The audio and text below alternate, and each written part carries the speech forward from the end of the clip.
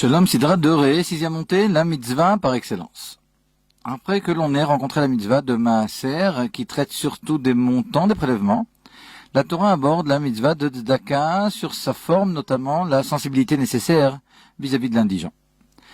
La Chassidoute dévoile que la mitzvah de Tzedaka, outre ses propriétés d'enrichir, a pour effet de raffiner à l'extrême l'esprit et le cœur de quiconque l'accomplit. On peut alors comprendre pourquoi nos sages, au traité de Baba Batra, prétendent que cette mitzvah équivaut à toutes les mitzvot. Dans le Talmud de Jérusalem, d'ailleurs, la mitzvah de Tzedaka est appelée tout simplement la mitzvah. Le Tanya, au chapitre 37, développe l'idée. Les mitzvot élèvent l'âme de celui qui les accomplit, dans la mesure où, en accomplissant une mitzvah, l'âme s'habille de cette mitzvah. Or, une mitzvah n'est autre qu'un dévoilement divin, une lumière divine. Dans chaque mitzvah, s'habille uniquement une partie de l'âme, celle correspondant à la force déployée pour accomplir la mitzvah. La partie de l'âme relative aux jambes, si l'on danse pour réjouir un chatan ou une kala. Celle relative à la bouche et au cœur, si l'on prononce une bonne parole, etc.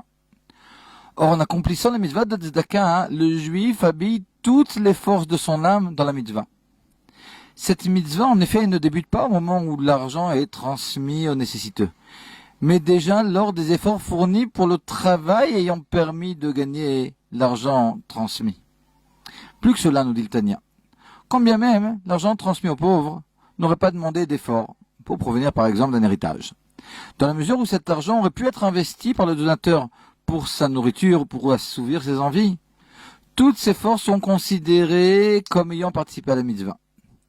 C'est donc pour faire intervenir toutes les forces de l'homme que la tzedaka est considérée comme la mitzvah par excellence.